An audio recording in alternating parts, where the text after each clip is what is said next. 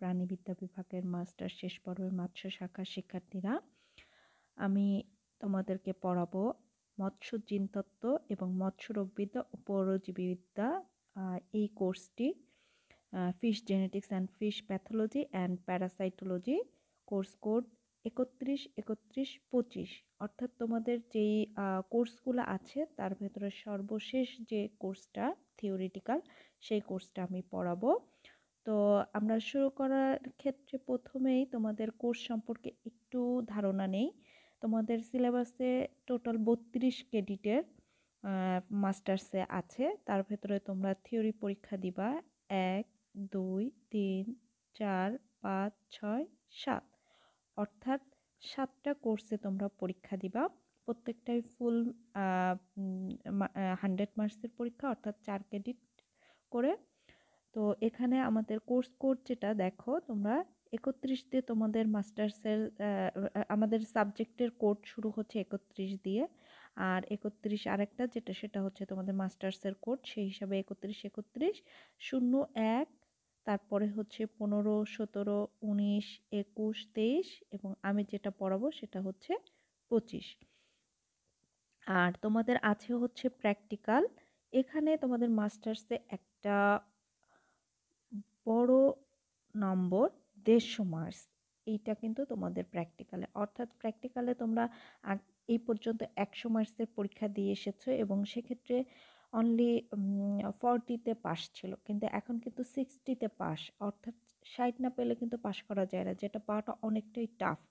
সেজন্য মাস্টার্সে তোমাদের প্র্যাকটিক্যালটা একটু কঠিন, এবং চেষ্টা করবো মাস্টার্সের যে প্র্যাকটিক্যাল ক্লাসগুলো আছে বা কোর্সের যেই আলাদা আলাদা ভাগে অনেকগুলা খাতা তৈরি করতে হয়, প্লাস অনেক কিছু তোমাদের কিছু জিনিস জমা দিতে হয়, সেগুলোর কিন্তু আলাদা আলাদা নাম্বার।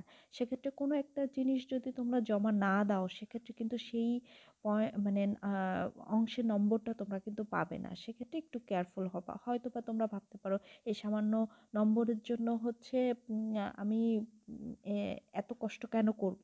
সেক্ষেত্রে দেখা যায় কি, এই ক্ষেত্রে যেটা হয়ে থাকে তোমাদের মাত্র 2.5 মার্কসের জন্য কিন্তু একটা গ্রেড চেঞ্জ হয়ে যায়। তো সেইটা পাওয়াটা খুব সহজ এসব ক্ষেত্রে, এটা মাথায় রাখবে। আচ্ছা, আর তোমাদের ভাইবা আছে 50 মার্কসের মাস্টার্সে। এই হচ্ছে তোমাদের কোর্স। তো আমি শুরু করব fish genetics and fish pathology. তো প্যাথোলজি অ্যান্ড প্যারাসাইটোলজি, এখানে তোমাদের দুটো অংশ আছে, fish genetics, fish pathology and parasitology. এই কোর্সটা সম্পর্কে আমরা একটু ডিটেলস দেখি সিলেবাসটা। এখানে তোমাদের দুটো পার্ট, একটা হচ্ছে ফিশ জেনেটিক্স, একটা হচ্ছে ফিশ প্যাথোলজি অ্যান্ড প্যারাসাইটোলজি। প্রশ্ন আসার ক্ষেত্রে দুটো থেকে কম্বাইন্ড করেই আসে। অর্থাৎ ধরো তোমার সিকিউএ খ বিভাগে 8টা প্রশ্ন, 8টা প্রশ্ন থেকে হয়তো তোমার 4টা বা 5টা প্রশ্ন থাকবে ফিশ জেনেটিক্স থেকে, এবং বাকিগুলো থাকবে ফিশ প্যাথোলজি অ্যান্ড প্যারাসাইটোলজি থেকে। সো তোমাকে সমানভাবেই কিন্তু দুটো অংশ থেকে পড়তে হবে। 40-40 করে প্রশ্ন হবে না, একসাথে হয় সাধারণত। তো সেক্ষেত্রে ওইভাবে তোমাদের প্রশ্ন করার ক্ষেত্রে ওইটা মাথায় রাখা হয়, দুটো পার্ট থেকেই মোটামুটি সমানভাবেই প্রশ্ন আসে। একইভাবে গ বিভাগে যেটা থাকে তোমাদের, যেই প্রশ্নগুলো লিখতে হয়, সেখানেও কিন্তু অর্ধেক অর্ধেক করেই প্রশ্ন এসে থাকে দুই পার্ট থেকে। তো দুটো পার্টই কিন্তু খুব ইম্পর্টেন্ট। তো ফিশ জেনেটিক্স যেটা, সেখান থেকে তোমরা অলরেডি অনার্স লেভেল পর্যন্ত জেনেটিক্স সম্পর্কে অনেক কিছুই জেনে এসেছো, বাট এখন সেই অংশটা শুধুমাত্র ফিশের উপরে কিভাবে অ্যাপ্লাই করা হয় বা ফিশের ক্ষেত্রে এই জেনেটিক্সটা কিভাবে কাজ করে, সেসব সম্পর্কে এই কোর্সে তোমাদেরকে পড়ানো হবে। আর তার পাশাপাশি আরেকটা পার্ট যেটা আছে তোমাদের ফিশ প্যাথোলজি অ্যান্ড প্যারাসাইটোলজি। সেক্ষেত্রে মাছের বিভিন্ন রোগ, কি কি জীবাণু দ্বারা আক্রান্ত হয়ে থাকে, সেসব জীবাণু জীবনচক্র, প্লাস এসব রোগের লক্ষণ, প্রতিকার, এক কথায় ফিশ সম্পর্কে, ফিশের রোগতত্ত্ব সম্পর্কে যাবতীয় সবকিছুই তোমাদের এই অংশে থাকবে। ফিশ জেনেটিক্সে দেখো এখানে কিন্তু অনেক কিছু আছে, chromosome, fertilisation, colour, scale pattern, body shape, fin shape, variation, sex determination. তো আমরা পার্ট বাই পার্ট চেষ্টা করব ধরে ধরে পড়ানোর জন্য। তো ফিশ জেনেটিক্সে কিন্তু এখানে তোমাদের মেন্ডেলের সূত্র বলা নাই কোথাও যে মেন্ডেলের সূত্র পড়তে হবে, বাট এখানে কিন্তু তোমাকে এই যে অংশগুলো ফিশ জেনেটিক্স জানতে হলে অবশ্যই মেন্ডেলের সূত্র থেকেই তোমাকে শুরু করতে হবে। সেক্ষেত্রে তোমার এই জিনিসটা খুব ইম্পর্টেন্ট। তো আমরা এই যে ক্রোমোজোম বা ফার্টিলাইজেশন এই অংশটা একটু পরে দেখব, কারণ এই ফার্টিলাইজেশনের পার্টগুলো আমাদের অন্য অংশের সাথে রিলেটেড আছে তখন আমরা ওখানে ওই অংশটা দেখব। তো প্রথমেই আমরা শুরু করব আজকে ফিশ জেনেটিক্সের জন্য, যেটা শুরু করতে গেলে আমাদের জেনেটিক্সের যে সূত্র বা অ্যাপ্লিকেশন করতে গেলে আগে মূল বিষয়টা সম্পর্কে জানতে হবে, সেটা সম্পর্কে আমরা একটু দেখে আসি। তো আজকে আমরা মৎস্য জিনতত্ত্বের মধ্যে যে জিনিসটা পড়বো সেটা হচ্ছে মেন্ডেলের সূত্রদ্বয়। তো এই সূত্রের ক্ষেত্রে আমরা যদি দেখি তাহলে আমরা প্রথমেই এই ক্ষেত্রে কিছু ওয়ার্ড আছে যেগুলো সম্পর্কে আমাদের একটু ক্লিয়ার ধারণা থাকতে হবে, সেই ধারণাগুলো আমরা প্রথমে নিব। তো কি শব্দ সম্পর্কে আমরা জানবো? জিন বা ফ্যাক্টর, লোকাস, অ্যালিল বা অ্যালিলোমর্ফ, হোমোজাইগাস, হেটারোজাইগাস, প্রকট বৈশিষ্ট্য, প্রচ্ছন্ন বৈশিষ্ট্য, ফিনোটাইপ, জিনোটাইপ, সংকর জীব, monohybrid cross, dihybrid cross, F1 generation, F2 generation, back cross, test cross, genome, sex chromosome ও অটোজোম। এই সবগুলো সম্পর্কেই কিন্তু তোমরা থার্ড ইয়ারে ডিটেলস পড়ে এসছো। তারপরেও যেহেতু একটা লং গ্যাপের পরে এসে আবার এই কোর্সের কিছু জিনিস পড়তে হচ্ছে এই জিনতত্ত্বের, সো সেখানে আমরা এই সম্পর্কে একটু রিকল করার চেষ্টা করব, কিছু জিনিস সম্পর্কে আমাদের ধারণাটা আরেকটু ক্লিয়ার করব, বা যেটা ভুলে গিয়েছি সেটা সম্পর্কে আরেকটু মনে করার চেষ্টা করব। তো প্রথমে আসি জিন বা ফ্যাক্টর। জিন হচ্ছে আমরা ক্রোমোজোমের একটা অংশ হিসাবে ধরবো, যেটা একটা নির্দিষ্ট বৈশিষ্ট্য নিয়ন্ত্রণ করে। তো আমরা একটু এই ছবিটা যদি দেখি, এই লাল অংশটা হচ্ছে একটা সেল। এই সেলের মধ্যে এই অংশটা হচ্ছে একটা নিউক্লিয়াস। নিউক্লিয়াসের মধ্যে যে অংশগুলো দেখছি এগুলো অনেকগুলো ক্রোমোজোম। তো একটা ক্রোমোজোমকে আমরা বড় করলাম, সেই ক্রোমোজোমের বাহু থেকে এই অংশটাকে যদি ইলাবোরেট করি তাহলে এরকম একটা খণ্ডাংশ পাচ্ছি, যেটাকে আমরা বলছি হচ্ছে ডিএনএ। আর এই ডিএনএরই একটা খণ্ডাংশ যেটা নির্দিষ্ট একটা বৈশিষ্ট্য নিয়ন্ত্রণ করে, সেই খণ্ডাংশকে আমরা বলি হচ্ছে জিন। অর্থাৎ ডিএনএর যে খণ্ডাংশ নির্দিষ্ট বৈশিষ্ট্য বহন করে এবং বংশ পরম্পরায় বৈশিষ্ট্য বহন করে নিয়ে যায়, সেই অংশটাকে বলা হচ্ছে জিন। তাহলে ক্রোমোজোমে এরকম ডিএনএ যেহেতু এই অংশগুলাতে থাকে, তাহলে জিনগুলা এরকম প্যাকড অবস্থায়, দেখো 1 জিন 2 এভাবে অসংখ্য জিন এখানে থাকে। পরের অংশ যদি আমরা দেখি, দেখো এখানে আমরা দেখতে পাচ্ছি 2 কালারের দুটো ক্রোমোজোম, কিন্তু এটা একই পেয়ারের, হোমোলোগাস। মানে একই পেয়ারে যারা থাকে, একই জোড়ায় যারা থাকে তাদেরকে হোমোলোগাস ক্রোমোজোম বলে। 2 কালার বলতে এখানে কিন্তু একটা ফাদার থেকে আসছে, একটা মাদার থেকে আসছে। তো পরবর্তীতে কি হয়, কোষ বিভাজনের সময় এরা মেটাফেজ দশায় লম্বালম্বিভাবে বিভক্ত হয়ে যায়, এভাবে বিভক্ত হয়ে যায় এবং প্রত্যেকের দুটো করে বাহু উপরে এবং নিচে চলে আসে। তো একই ক্রোমোজোমের দুটো বাহুকে বলা হয় সিস্টার ক্রোমাটিড। আর এই দুজনের যে দুটো বাহু, একটা বেগুনি আর একটা সবুজ, এরা মিলে হয় কিন্তু নন সিস্টার ক্রোমাটিড। আর সেক্স ক্রোমোজোমের ক্ষেত্রে এক্স এক্স দুটোই একই রকম দেখতে হয়, শুধুমাত্র এক্স আর ওয়াই অর্থাৎ পুরুষের ক্ষেত্রে দুটো একটু ভিন্ন রকমের দেখতে হয়। একই জোড়ার সাধারণত আমরা বলি যেহেতু যে দুটো দেখতে হবু একই রকমের হবে, গঠনগত দিক থেকে একই রকম হবে, সেটা সব ক্ষেত্রেই প্রযোজ্য, শুধুমাত্র এই সেক্স ক্রোমোজোমের এই ক্ষেত্রে প্রযোজ্য না। লোকাস। লোকাস হচ্ছে জিনের ঘরবাড়ি, অর্থাৎ ক্রোমোজোমের যে নির্দিষ্ট স্থানে জিনটা অবস্থান করে সেটাকে বলা হচ্ছে লোকাস। অর্থাৎ এই লোকাসে একটা জিন আছে, যে জিনটা একটা নির্দিষ্ট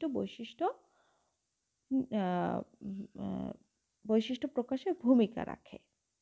লোকাসের পরে যদি আমরা আসি অ্যালিল। অ্যালিল হচ্ছে এই যে হোমোলোগাস ক্রোমোজোম জোড়, এই জোড়ের এইটাতে যেইখানে এইটা তো লোকাস, এই লোকাসে যেই জিনটা থাকবে সে যে বৈশিষ্ট্যটা নিয়ন্ত্রণ করবে, ঠিক এই জোড়ের অপোজিটেও সেম জিন থাকবে, সেম বৈশিষ্ট্য নিয়ন্ত্রণ করবে। এই হোমোলোগাস ক্রোমোজোম জোড়ের নির্দিষ্ট লোকাসে অবস্থানকারী এই জিনদ্বয়কে এই জিনদ্বয়কে পরস্পরের অ্যালিল বলছি। অর্থাৎ হোমোলোগাস ক্রোমোজোম জোড়ের নির্দিষ্ট স্থানে অবস্থানকারী জিনদ্বয়ের একজনকে আরেকজনের অ্যালিল বলে। অ্যালিলোমর্ফ যেটা আমরা দেখলাম অলরেডি, তাহলে এটা ফাদার থেকে আসছে, ধরো এটা মাদার থেকে আসছে, তাহলে এরা হোমোলোগাস ক্রোমোজোম। এই হোমোলোগাস ক্রোমোজোমের এখানে একটা জিন আছে যেটা রং নির্ণয় করে, এখানেও একটা জিন আছে যেটাও রং নির্ণয় করছে। কী রং?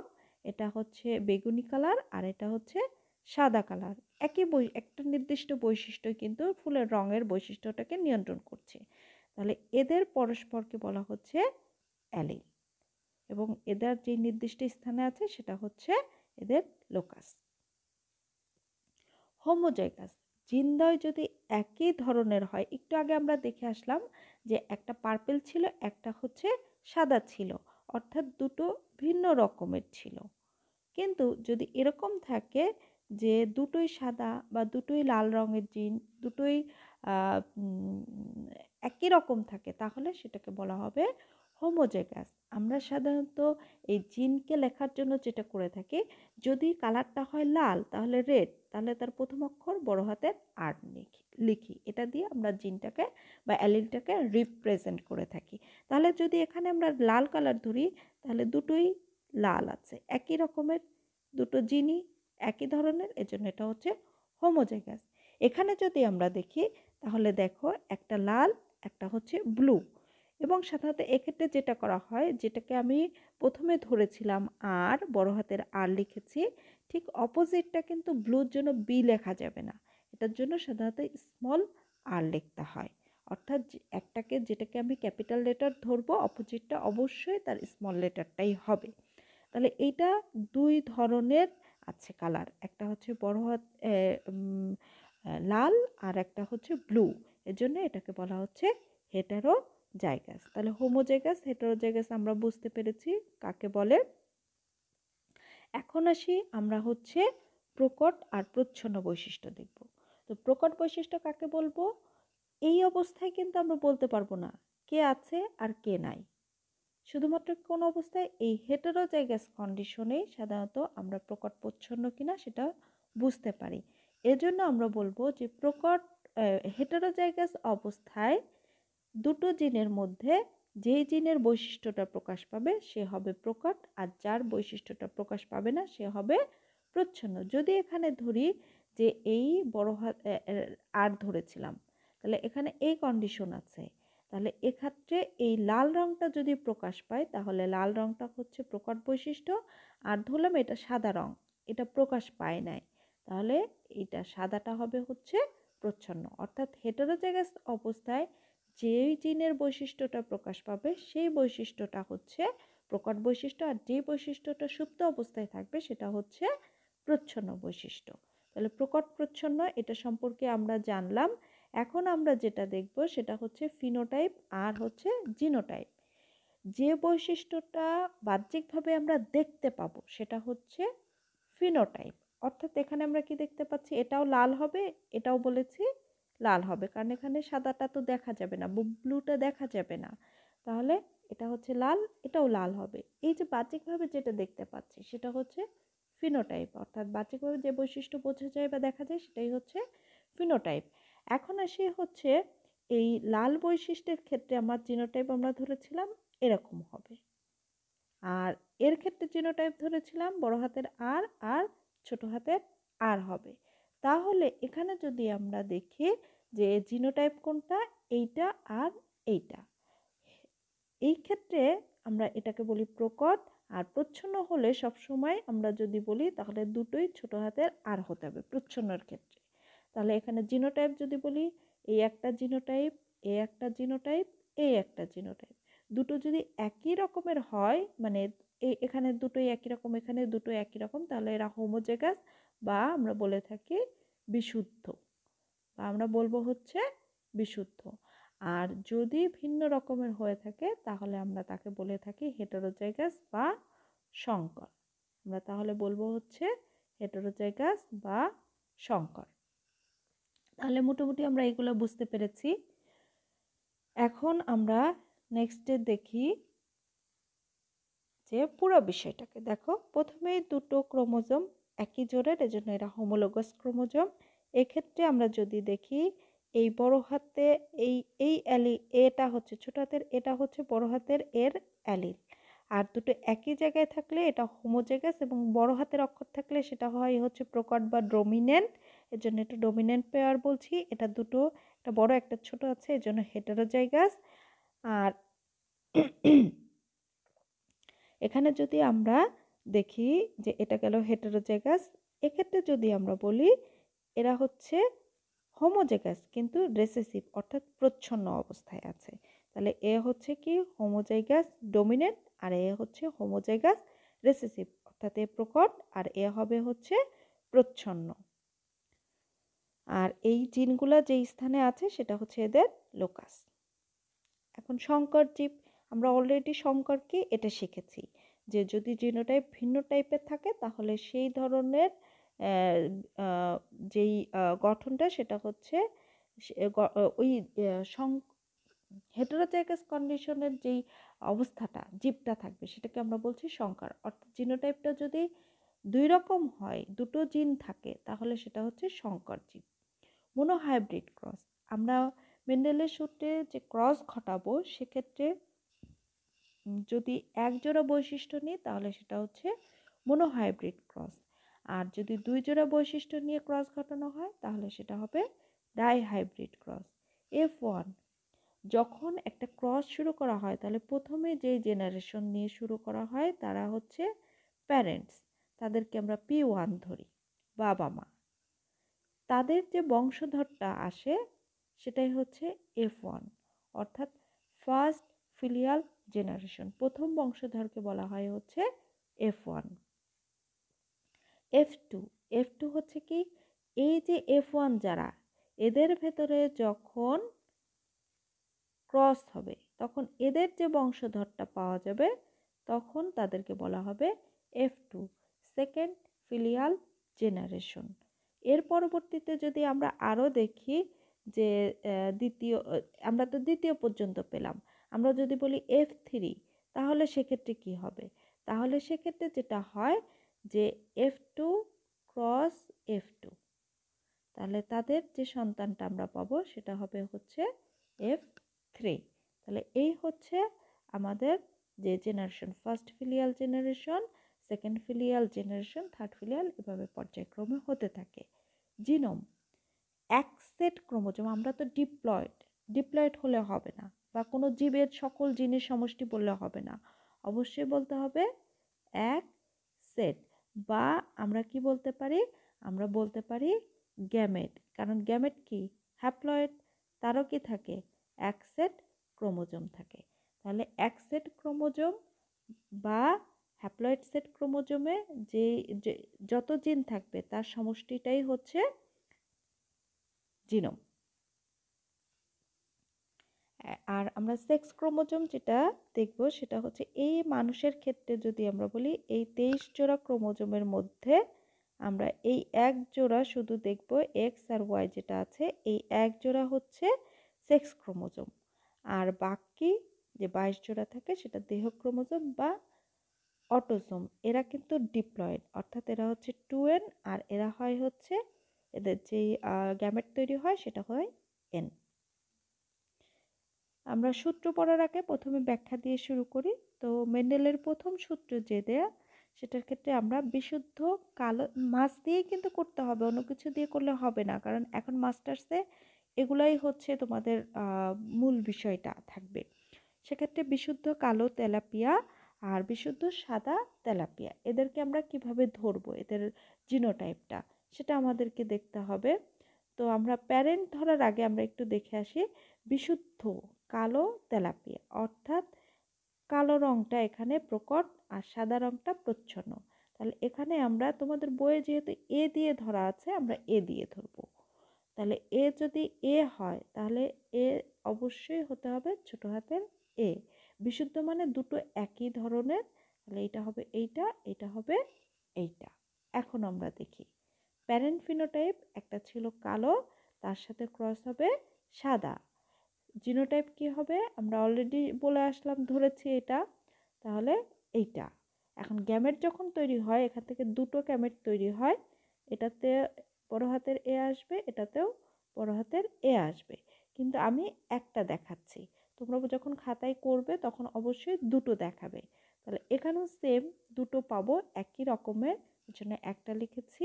এখন দেখো এই দুটো, এই ধরো এটা তো ফিমেল, তার মানে হচ্ছে ডিম্বাণু, এটা হচ্ছে মেল, তার মানে শুক্রাণু। তাহলে এই ডিম্বাণু আর এই শুক্রাণু মিলে যেইটা পাবো সেটা হচ্ছে এইটা। এবং এক্ষেত্রে আমি বলেছি ক্যাপিটাল লেটার যেটা থাকবে সেটার বৈশিষ্ট্যটাই প্রকাশ পাবে। তাহলে ক্যাপিটাল এ আছে, এর বৈশিষ্ট্যটা হচ্ছে কালো, তাহলে অবশ্যই এটার ফিনোটাইপ বা বাহ্যিকভাবে আমরা কালো রঙের তেলাপিয়া মাছই পাবো। এটা প্রথম জেনারেশনে আমরা যতগুলো মাছ পেয়েছি সবই কালো, কিন্তু তাদের জিনোটাইপ হচ্ছে হেটেরোজাইগাস কন্ডিশনে আছে। এখন দেখো এই দুটো F1 এর ফিশের মধ্যে যখন ক্রস ঘটানো হবে তখন কি ঘটবে? এদের জিনোটাইপ যেহেতু F1 এর প্রাণী, তাহলে এইটা আছে আমরা আগেই দেখে আসছি। এখন গ্যামেট হবে দুটো, একটা বড় হাতের এ, একটা ছোট হাতের এ। তাহলে দেখো একটা বড় হাতের এ পেলাম, একটা ছোট হাতের, ওই পাশেও সেম পাবো। এখন জিনোটাইপ যখন করব তখন এইটার সাথে এই দুটোর ক্রস ঘটাবো, আবার এইটা দিয়ে এই দুটোর করাবো। তাহলে কিভাবে হবে আমরা একটু দেখি সেটা। প্রথমে এই এ এর সাথে, তাহলে আমরা পাবো দুটোই একই রকম, এবং বড় হাতের এ থাকলে সেটাই হবে, মানে তার ফিনোটাইপ হবে কালো। এর পরবর্তীতে আমরা এইটার সাথে এইটা করালাম, তাহলে এইটা পাবো। এখানে যেহেতু বড় হাতের এ আছে তাহলে এও হবে কালো। নেক্সটে আমরা এইটার সাথে এইটার করাবো, তাহলে কি হবে? বড় হাতের এ আছে তার মানে এও কালো হবে। এরপর এইটার সাথে এইটা আসবে, তাহলে কি হবে? দেখো এখানে কিন্তু কোনো বড় হাতের এ নাই, তার মানে কালো হবে না, দুটোই ছোট হাতের এ, অর্থাৎ এটা হবে হচ্ছে সাদা। তাহলে এখানে যদি আমরা একটা চেকার বোর্ডের মাধ্যমে এদেরকে দেখাই, তাহলে আমাদের গ্যামেটগুলো ছিল একটা বড় হাতের এ, ছোট হাতের এ, এই পাশে ডিম্বাণু ছিল বড় হাতের এ, ছোট হাতের এ। দেখো এটা কিভাবে আসছে, এই যে এখান থেকে আর এখান থেকে আসছে। পরেরটাতে যদি আমরা দেখি তাহলে কোথা থেকে আসছে, এই দুটো আসছে। এ ঘরে যদি আসি তাহলে এভাবে আসছে। এই ঘরে যখন আসব তখন কোথা থেকে আসছে, এইটা। এটা তোমরা নিশ্চয়ই সবাই বুঝতে পেরেছো যে কিভাবে আসে, যেহেতু অলরেডি তোমরা এই সম্পর্কে কিছুটা ধারণা আছে সেই হিসাবে। এখন আমরা দেখি যে ফিনোটাইপিক অনুপাত যদি আমরা বলি সেটা হবে হচ্ছে 3:1, কারণ এখানে আমরা একটা কালো, এটাও কালো পাবো, এটাও কালো পাবো, শুধুমাত্র এই একটা সাদা পাবো, অর্থাৎ তিনটা কালো এবং একটা সাদা পাবো। এর জন্য একটা ফিনোটাইপিক অনুপাত হবে 3:1। এখন আমরা সূত্রটা দেখি। দেখো আমরা এক জোড়া বিপরীত বৈশিষ্ট্য নিয়েছিলাম, একটা সাদা একটা কালো, এই জীবের মধ্যে ক্রস ঘটিয়েছিলাম, তারপরে যেইটা পেয়েছিলাম বড় হাতের এ, ছোট হাতের এ, এটা সংকর। এই সংকর জীবে বিপরীত বৈশিষ্ট্যের ফ্যাক্টর মানে হচ্ছে জিনদ্বয়, এ একটা জিন, এ একটা জিন। এই জিনদ্বয় কি করেছে? মিশ্রিতও হয়নি, পরিবর্তনও হয়নি, তারা পাশাপাশি অবস্থান করেছে। পরবর্তীতে যখন গ্যামেট সৃষ্টি হয়েছে, আমার মনে আছে যে গ্যামেট সৃষ্টি হলে দেখিয়েছিলাম যে দুই পাশে পৃথক হয়ে এরা ভিন্ন ভিন্ন গ্যামেটে প্রবেশ করবে। এটাই হচ্ছে আমাদের মেন্ডেলের প্রথম সূত্র। এখন আসি আমরা মেন্ডেলের দ্বিতীয় সূত্রের ক্ষেত্রে। প্যারেন্ট ফিনোটাইপ যখন আমরা দেখব, এখানে মেন্ডেলের দ্বিতীয় সূত্রে কিন্তু দুই জোড়া বৈশিষ্ট্য নিতে হবে। তো সেক্ষেত্রে আমরা দুটো বৈশিষ্ট্য নিয়েছি, ধূসর ও ছোট লেজ। ছোট শুনলে মনে হয় যে এটা প্রচ্ছন্ন বৈশিষ্ট্য হবে, কিন্তু না, এখানে ধূসরটাও প্রকট বৈশিষ্ট্য, ছোট লেজ এটাও কিন্তু প্রকট বৈশিষ্ট্য। আর এর সাথে আমরা এর জিনোটাইপ যদি ধরি, তাহলে ধূসর মানে হচ্ছে গ্রে, তাহলে এটা আসবে বড় হাতের জি, এবং দুটো বিশুদ্ধ জিনি থাকবে, জন্য দুটো বড় হাতের জি। আর ছোট, সেখান থেকে আসছে আমরা হচ্ছে ফিন, লেজ থেকে ধরেছি, এজন্য লেজটাকে মূলত সেজন্য এফ, তাহলে এখানেও আসবে এফ। এবং এর যেহেতু প্রকট বৈশিষ্ট্য, এর জন্য সবগুলোই কিন্তু আমার দিয়েছি কি বড় হাতের অক্ষর, এবং প্রকট হলে বড় হাতের অক্ষর লাগবে। এখন এর সাথে আমরা ক্রস ঘটাবো এর প্রচ্ছন্ন বৈশিষ্ট্যের। প্রচ্ছন্ন বৈশিষ্ট্য হচ্ছে বডির রংটা হচ্ছে গোলাপি, আর টেলটা হবে হচ্ছে লম্বা, লেজটা হবে লম্বা। এবং দেখো জিনোটাইপ কি, এই দুটোরই ছোট হাতের জি হবে রঙের জন্য, আর লেজের জন্য হবে এইটারই ছোট হাতের যেই এফ আছে সেটা। তো এখানে আমরা দুটো রঙের জন্য এটা পেলাম, আর লেজের জন্য এটা পেলাম।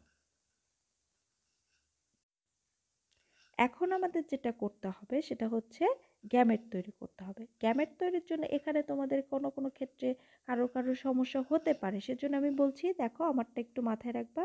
প্রথমটাকে 1 ধরলাম, পরেরটাকে 2, তারপরেরটাকে 3, তারপরেরটাকে 4 ধরলাম। আমরা যখন গ্যামেট তৈরি করব তখন আমরা কি করব, 1-এর সাথে 3 নাম্বারের যুক্ত করব, 1-এর সাথে 4 নাম্বারের যুক্ত করব, তারপরে কি করব 2-এর সাথে 3 নাম্বারের যুক্ত করব, তারপরে 2-এর সাথে 4 নাম্বারের যুক্ত করব।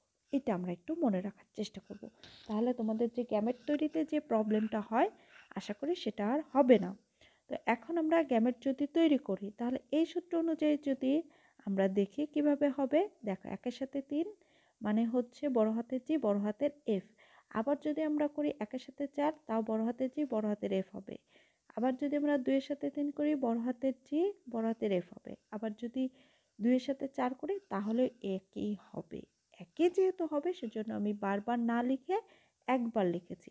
তোমরা কিন্তু খাতায় 4টাই লিখতে হবে, 4টাই উল্লেখ করতে হবে, তাহলে এটার জন্য তোমরা ভুল করবে না। তোমাদের পরীক্ষার খাতায় যখন তোমরা এই গ্যামেট দেখাবা তখনও কিন্তু 4টাই দেখাতে হবে। এক্ষেত্রেও ঠিক একই, 1 2 3 4 এবং একইভাবে আমরা 1 3 1 4 2 3 2 4 এভাবে এটাকে রিঅ্যারেঞ্জ করার চেষ্টা করব। এবং সেক্ষেত্রে ওই সব ক্ষেত্রে আমার একই কম্বিনেশন হবে, একটা জি ছোট হাতের জি থাকবে, একটা ছোট হাতের এফ থাকবে, এজন্য আমি একবারই লিখেছি। এখন এটা হচ্ছে ডিম্বাণু আর এটা হচ্ছে শুক্রাণু।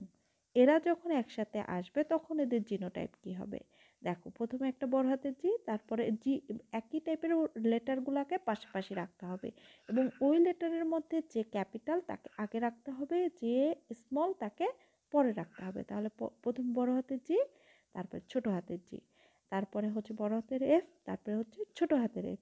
এখন দেখো এর রংটা কি হবে, এই দুটোর মধ্যে যেহেতু বড় হাতের জি আছে তাহলে তার রংটাই হবে মানে ধূসর। এখানে দেখো বড় হাতের এফ আছে মানে হচ্ছে তার বৈশিষ্ট্য ছোট লেজ হবে। তাহলে F1-এর জিনোটাইপ পেলাম। এখন ফিনোটাইপের ক্ষেত্রে যদি আমরা বলি তাহলে আমরা ধূসর দেহের ছোট লেজ যুক্ত মাছ পাবো F1-এ। সেকেন্ড জেনারেশনে যখন আমরা যাব তখন আমাদের সব কিন্তু এই জিনোটাইপ সম্পূর্ণ প্রাণী, অর্থাৎ ছোট লেজ আর ধূসর দেহের।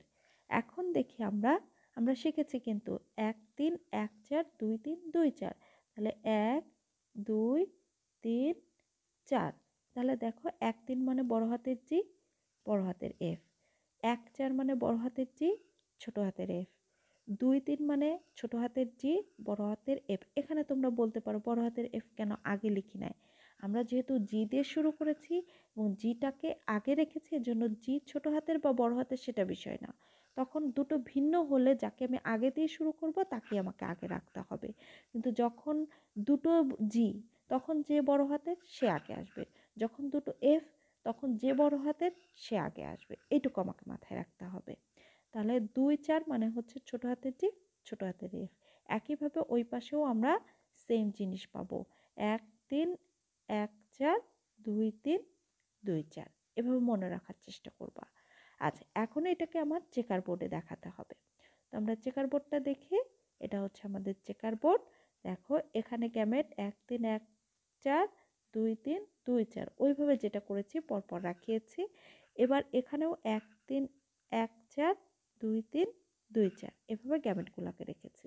যখন আমরা কোনো একটা ঘরে আসব তখন দেখো ধরো এই ঘরটাতে আসলাম, কিভাবে আসলাম, এই সোজাসুজি যে আছে তাকে নিয়ে আসবো, এই সোজাসুজি যে আছে তাকে নিয়ে আসবো। তাহলে এখানে বড় হাতের জি আছে ছোট হাতের জি, বড় হাতের এফ ছোট হাতের এফ, এভাবে আমাদেরকে এই প্রত্যেকটা ঘরগুলোতে কম্বিনেশন করতে হবে। আরেকটাও যদি আমি দেখাই, এটা দেখাই, দেখো এই দিক থেকে আসবে এদিক থেকে আসবে। তাহলে দুটো ছোট হাতের জি, দুটো বড় হাতের এফ, অর্থাৎ সোজাসুজি উপর নিচে যারা আছে তাদেরকে আমরা এভাবে দেখাবো। তো এই চেকার বোর্ডটা আমাকে রেডি করতে হবে। তোমরা আশা করি সবাই এভাবে রেডি করতে পারবা। তো রেডি করার পরে এখন দেখবো আমরা কম্বিনেশনগুলো কি পেয়েছি। আমি যদি এই বোর্ডের ভেতরে একটা ত্রিভুজ আঁকি, এই ত্রিভুজের বাহুতে যতগুলা ঘর থাকবে সবগুলা ঘরেই একই বৈশিষ্ট্য দেখা দেবে এবং সাধারণত সেটা প্রকট বৈশিষ্ট্যটাই দেখা যায়। দেখো, এখানে যদি আমরা বলি এখানে বড় হাতের জি আছে, তার মানে ধূসর দেহ, বড় হাতের এফ আছে মানে ছোট লেজ।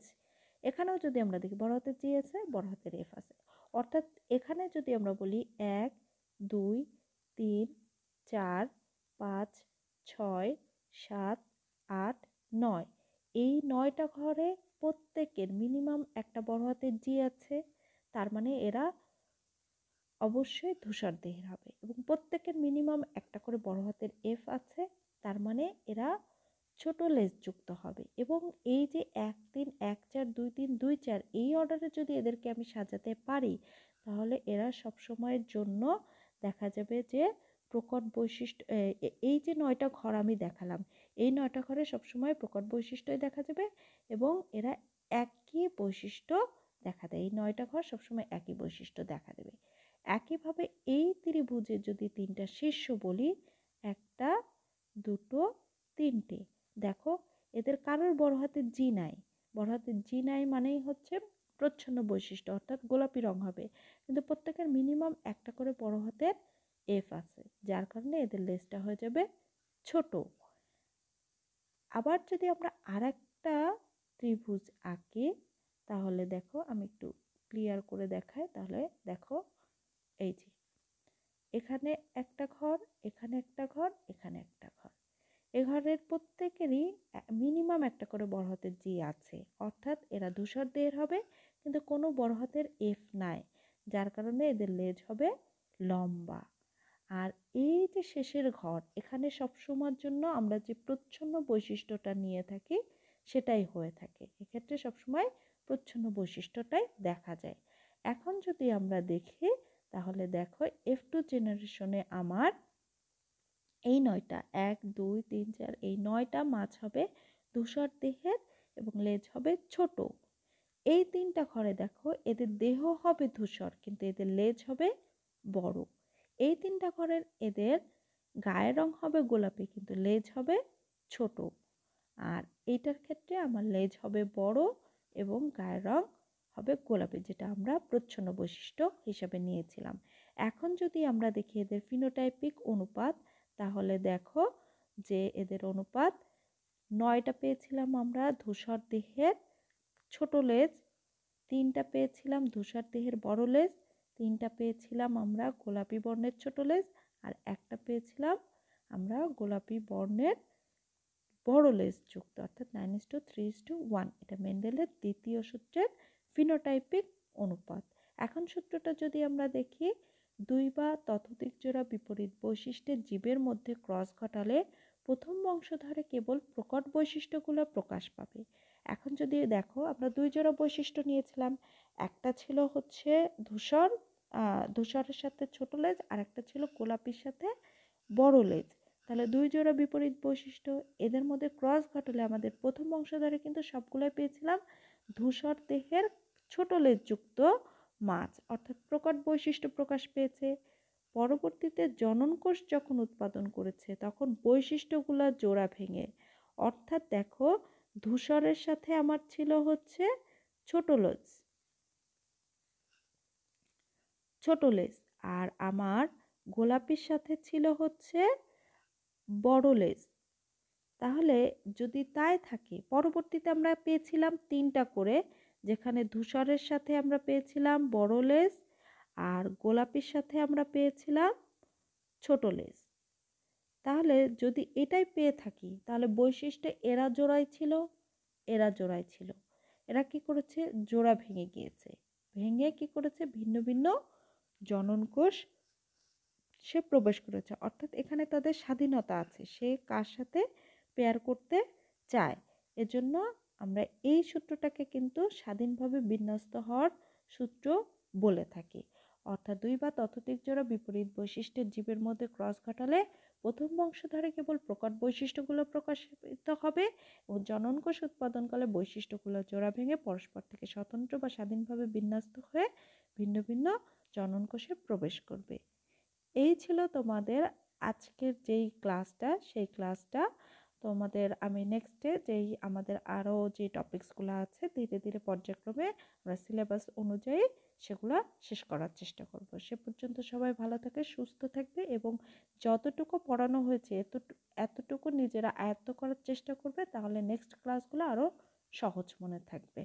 সবাই ভালো থাকবে। আল্লাহ হাফেজ।